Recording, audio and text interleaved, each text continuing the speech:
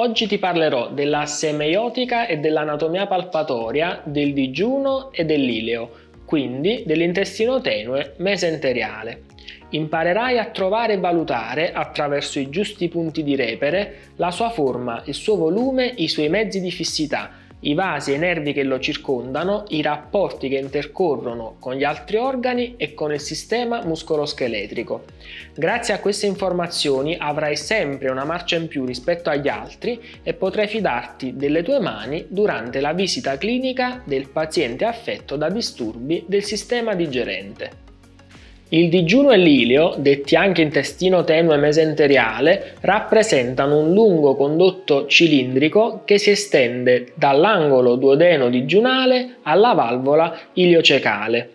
La disposizione delle anse intestinali sfida qualsiasi descrizione tipica, perché non solo esse sono diverse da soggetto a soggetto, ma all'interno dello stesso individuo cambiano continuamente di forma e direzione. La lunghezza dell'intestino tenue mesenteriale è di circa 6-8 metri. Il diametro delle anse intestinali può partire da circa 30 mm nella porzione iniziale per finire con circa 15 mm nella porzione finale. Ovviamente il loro calibro è variabile e dipende dal fatto che l'ansa sia piena o vuota, che sia dilatata da gas o contratta. Per trovare e valutare l'intestino tenue mesenteriale è molto importante partire dai giusti punti di repere. Esso occupa uno spazio che è limitato in alto dal colon trasverso, che si trova a circa 3 o 4 dita trasverse al di sopra dell'ombelico. In basso da un piano passante per lo stretto superiore del bacino. A destra è limitato dal colon ascendente, a sinistra è limitato dal colon discendente. Altri due importanti punti di repere sono l'angolo duodeno-digiunale, che hai già imparato a valutare nel video precedente dedicato al duodeno, e la valvola iliocecale, che mette in connessione l'ileo con la prima porzione del colon. Essa si trova su una linea passante per la sias e l'ombelico, che se dividi in 3 porzioni sarà appunto sul terzo laterale. Ora che hai individuato l'intestino tenue mesenteriale nella sua forma reale diversa da persona a persona, sei pronto a valutare l'elasticità dei suoi mezzi di fissità. L'intestino tenue mesenteriale infatti non è un organo fisso, ma gode di un certo grado di mobilità, soggetto soprattutto alla spinta del diaframma durante la respirazione e ai suoi continui movimenti peristaltici. I suoi mezzi di fissità sono rappresentati da pieghe del peritoneo che vanno a creare dei veri e propri legamenti, di cui potrai andare a valutare la mobilità, l'elasticità e la dolorabilità. Questi test provengono soprattutto dalla cultura osteopatica ed è bene che tutti li conoscano perché unire le conoscenze rafforza le competenze. Questi legamenti sono molto importanti perché oltre a dare sostegno permettono al loro interno il passaggio dei vasi e dei nervi destinati all'organo. Ricorda che come tutte le sierose possono rispondere ad offese di carattere chirurgico, tossico e infettivo e attraverso la produzione di un essudato infiammatorio andare a riportare delle aderenze che possono compromettere la mobilità dell'organo, la sua circolazione sanguigna e la regolazione degli impulsi nervosi. I mezzi di fissità dell'intestino tenue mesenteriale sono 3, cioè la radice del mesentere, il tono muscolare della parete addominale e la pressione interna delle anse intestinali.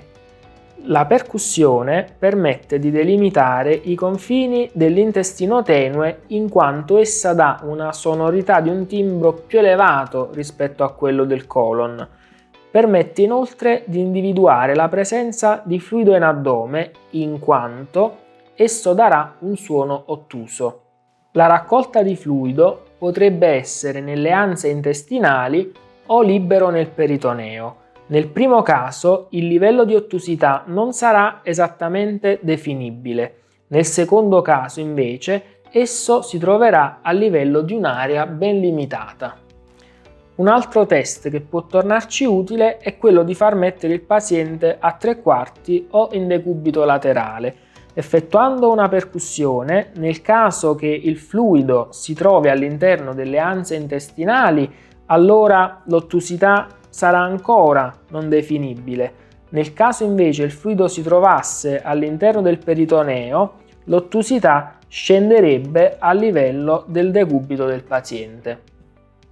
All'auscultazione con fonendoscopio è possibile apprezzare gorgoglii e borborigmi tipici della peristalsi attiva, che invece sparisce in caso di ridotta peristalsi o ileo paralitico. Sono apprezzabili inoltre anche rumori vascolari e soffi, peri e paraombelicali, presenti soprattutto in caso di aneurisma dell'aorta addominale o di processi stenosanti di grossi tronchi arteriosi come l'arteria renale o l'arteria mesenterica superiore. Prima di effettuare un test sui mezzi di fissità è bene valutare l'intestino tenue per avere un'idea generale e del quadrante intestinale che risulta più teso e gonfio. Per fare questo utilizza una presa a 2 mani che avvolga completamente la massa delle anse intestinali, effettuando una lieve compressione. Per valutare poi la sua mobilità rispetto al colon, ti basterà spostare delicatamente la massa intestinale rispetto al colon discendente a sinistra e rispetto al colon ascendente a destra. Prova inoltre a spostare il fondo delle anse intestinali verso l'alto per avere un'idea della mobilità rispetto al peritoneo inferiore e agli organi del piccolo bacino, in particolar modo l'utero e la vescica.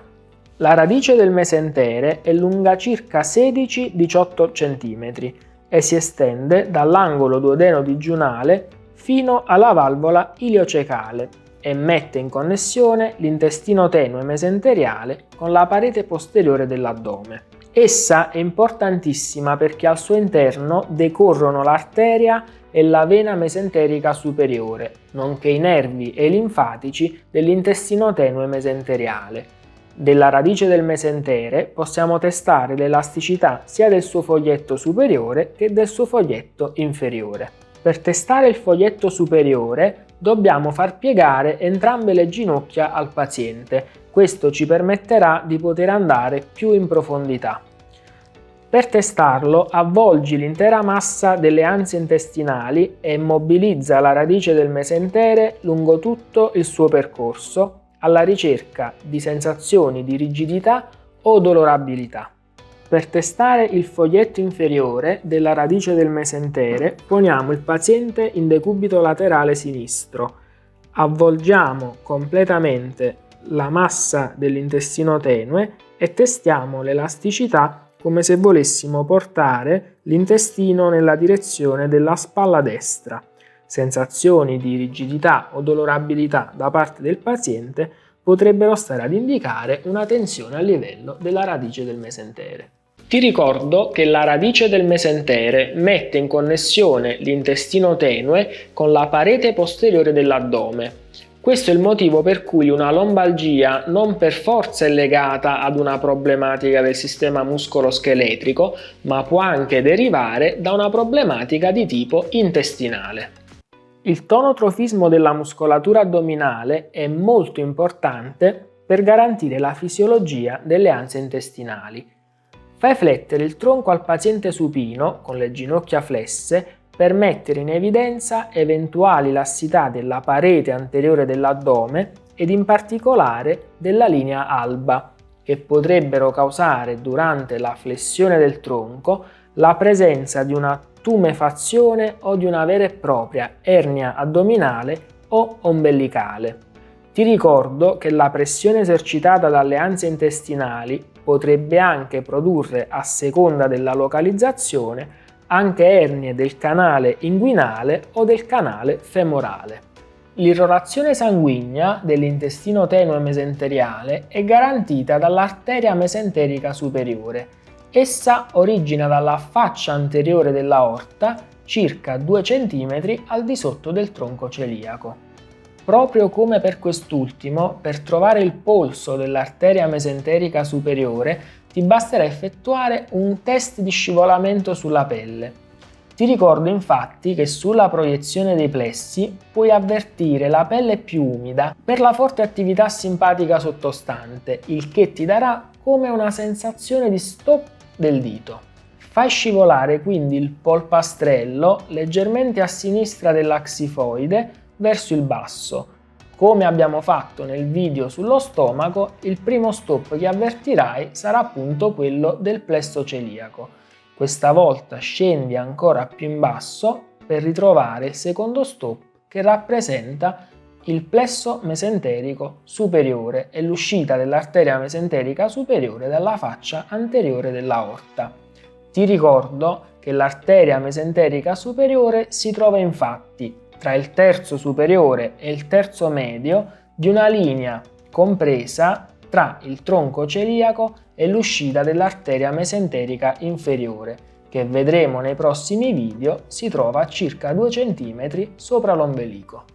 Così come l'arteria, anche la vena mesenterica superiore passa all'interno dello spessore della radice del mesentere. Essa, insieme alla vena lienale e alla vena mesenterica inferiore, andrà a formare la vena porta diretta al fegato. I nervi dell'intestino tenue mesenteriale provengono principalmente dal plesso mesenterico superiore.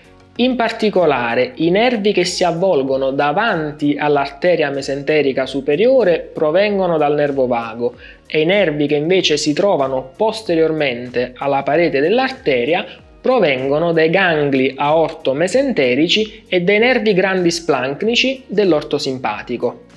Questi gruppi di nervi penetrano poi nello spessore della parete dell'intestino, contribuendo a formare i plessi di Auerbach e il plesso di Meissner, il primo che si trova tra lo strato longitudinale e lo strato circolare della muscolare dell'organo e il secondo che si trova al di sotto della sua mucosa. Non a caso l'intestino viene definito come il nostro secondo cervello. Esso infatti contiene circa 100 milioni di neuroni, praticamente lo stesso numero di neuroni contenuti nel midollo spinale.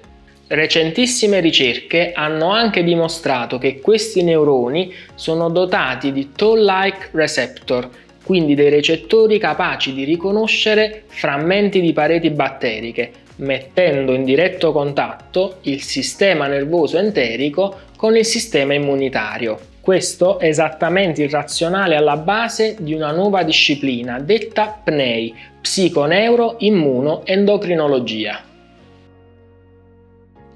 Se questo video ti è piaciuto e l'hai trovato utile per potenziare le tue conoscenze di semeiotica e anatomia palpatoria, condividilo con i tuoi colleghi e iscriviti al mio canale per continuare a vivere l'anatomia fuori dalle pagine di un libro.